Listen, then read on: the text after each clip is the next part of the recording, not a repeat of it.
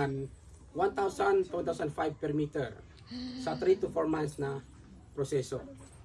So kung isipin natin as a mga weaver, kung sumahin natin yung mga price na iyon, halos wala kaming ginansya doon.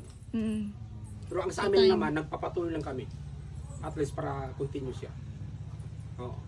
Tapos kadalasan ang bili nito, yung mga guests. Tapos kung may mag-order, open order kami. Yun po.